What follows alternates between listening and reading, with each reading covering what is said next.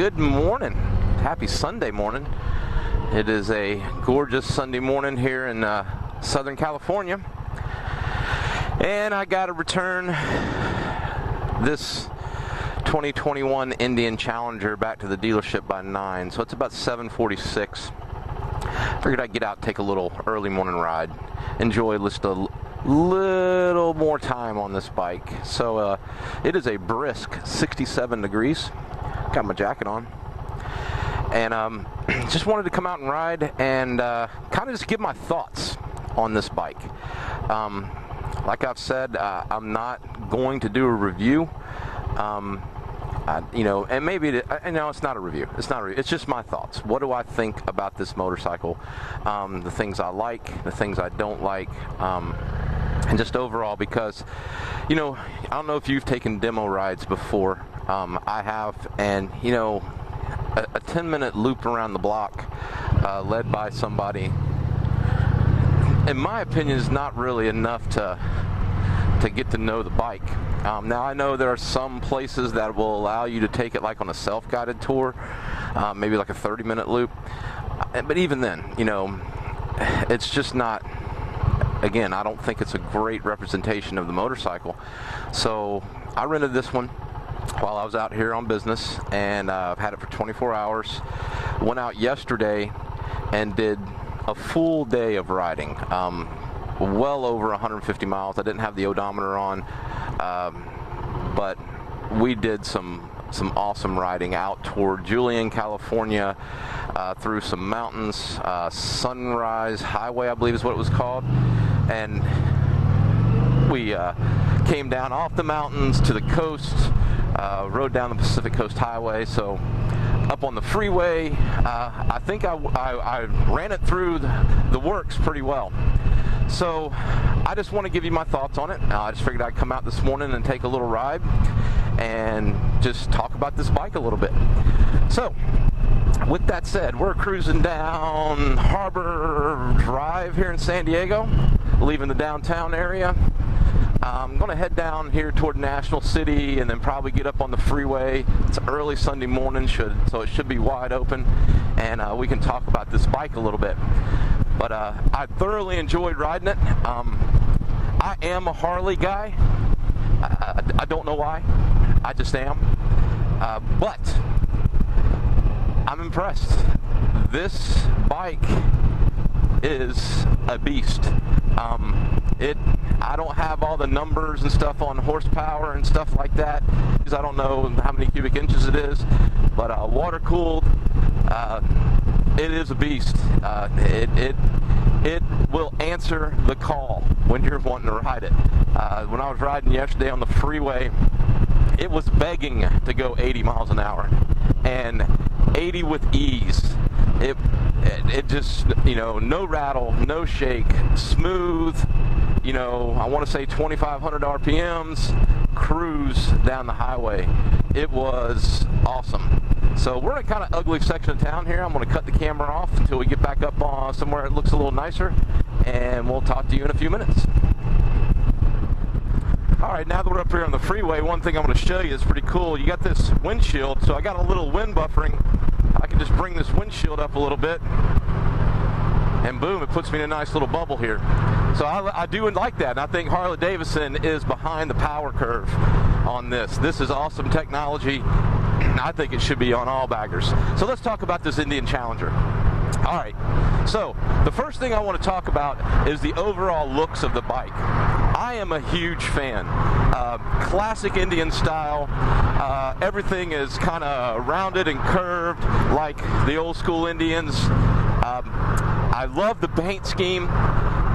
This Dark Horse edition, I'm usually not a fan of the blacked out bikes, but this one I really think is a cool looking bike.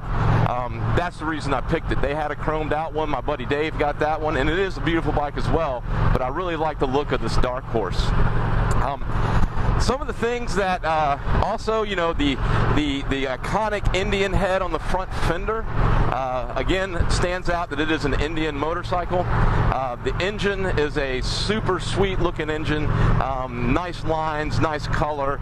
It's got a really good look to it, and I believe this engine is new to the Indian lineup. I believe it's very similar to Harley's Milwaukee 8, and again, it is ready to answer the call. 6th gear on the freeway, 80 mile an hour, like it's nothing. So roll back the throttle and it just takes off. It is phenomenal. Great performing motorcycle. So while we're talking about performance, one of the things I want to point out, this bike, if you're on a cruiser, maybe you're riding a Dyna or something like that, and you're thinking, you know what, I think I'm ready to move up to a bagger. I'm going to be honest with you, again, I'm a Harley guy, but this might be the bike for you. This bike handles like a cruiser. It does not feel like I'm riding a bagger. Yesterday we were on some very twisty roads, and this thing was handling the curves like you wouldn't believe. Super light, super nimble. As I said, the performance, it was there. It was ready to answer the call coming out of the curves. But doing a little research, just the very little research I did on this motorcycle, I believe it has something to do with the frame construction. I think this frame is a little more stretched out than the Chieftain, and I believe it's an all aluminum construction. So the bike feels super, super light. It feels like, you know, a cruiser with a fairing on the front. So I am super pleased with the performance of this motorcycle. A little bit on the technology. Now, I'm not a technology guy. I really don't even listen to the radio on my bike, and I do like having cruise control and things like that, but all this infotainment system, it's nice, but it is not a must-have for me. So with that said, in my opinion, I think Indian has a nice system.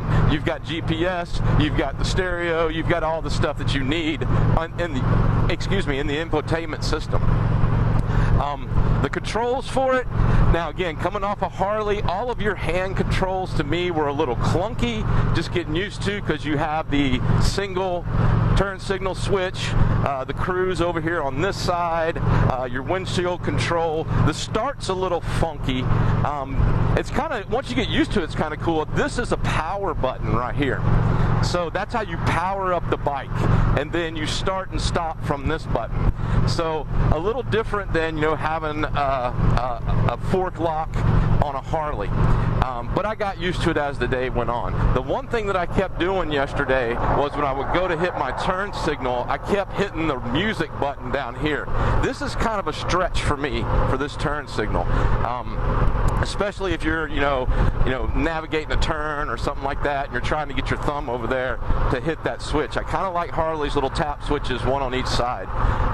But again, that's something I think it's just me. I'm used to riding Harleys. You know, somebody that's coming off a metric bike that has a single turn signal switch, it might be fine for you. Isn't this a beautiful ride? I love this section of I-5 cutting through downtown San Diego. So, other things that I really liked about the bike, the seating position is very comfortable. The stock seat it's comfortable to me. Now, I rode it for about 10 hours yesterday, and I started getting a numb butt, but I get that on a Harley as well. The forward controls seem a little far out for me. Now, I'm not a tall man by no means. I'm about 5'9". I'm sure that's something that could be adjusted with, you know, a new seat or something like that. But, you know, again, as the day progressed, I got used to it. I was really struggling not having a heel shifter, which I'm sure you could add to this bike. But again, throughout the day, I got used to it. Let's talk about some of the things that I really don't like about the motorcycle. I am an old school guy. I like old school feel. And you may be like, well, dude, you're on an Indian. That's an iconic motorcycle. Absolutely, it is an iconic motorcycle. But in true Indian fashion, I think they were ahead of their time, you know, back in the day. They're, you know, ahead of their time now. So it gives me a little too much of the futuristic feel. I've talked about this with my helmet. You know, I wanted a full face helmet. Standard full faces to me seem kind of spaceshipy. And again, I'm not knocking them. I know a lot of people like them, and I get it. I think they're great looking helmets. It's just not for me. And the same with this bike. It's a little too futuristic for me. And maybe I'm way off here. It's just me. But everything down to its lines, its curve, the fairing. Again, I'm a Batwing guy. Fixed fairing's nice, but I do like the looks of a Batwing. But everything down to, we'll take a look here, the gauges. Everything seems kind of plasticky, and I'm not trying to knock it. It seems kind of like a Kia. Very plasticky, and I know Harley has a lot of plastic, but at least the gauges have more of like an old school look, and you could probably get it on the Indian. I don't know if they have gauge packages, but I don't like that. This screen, although it's great, it's huge, seems, I don't know, it just gives me a futuristic feel, and I'm not a fan of the futuristic look. So to each is their own. You may like that. Me, I like more of an old school look, and I don't think that's where it's at here. But the performance outweighs all this. So what am I trying to say? Would I buy a Indian Challenger? I don't know. I like this motorcycle. Right now, I'm doing 65 on the freeway, and I'm going to speed it up here a little bit because people are passing me. Pick it up to 70. And this bike, it's effortless.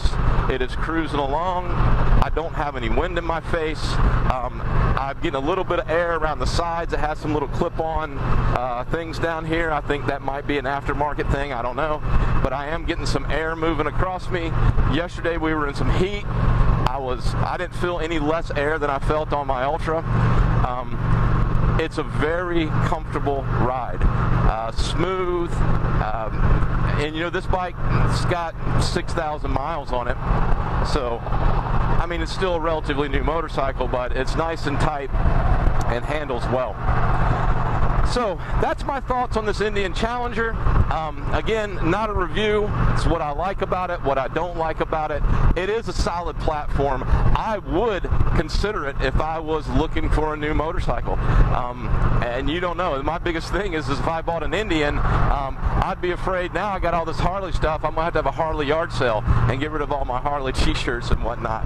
But yeah, it's a fantastic bike. I'm a fan. I think I've mentioned it before. Yes, I am a Harley guy, but I like all motorcycles, and I'm not ashamed to ride any motorcycle. I will get out and ride it. So, solid platform, solid bike. If you're in the market for a bagger, do not pass this one up. Go take a look at it. I think the price point might be even better than a Harley Davidson. For what you're getting a lot of motorcycle. And with that said, as far as rentals, when I rented this bike, you might be curious, well, what did this cost me for a 24-hour period? I rented it from Indian Motorcycles of San Diego because Indian still does in-house rentals at their dealership. Harley Davidson is using Eagle Rider now. I looked at Eagle Rider and it just seemed way too expensive. They had a lot of additional fees and whatnot. So I decided to go with Indian, $150 plus the $15, liability thing for the insurance. That way you don't have to use, you just basically pay your deductible. Well worth it. 24 hours, $150.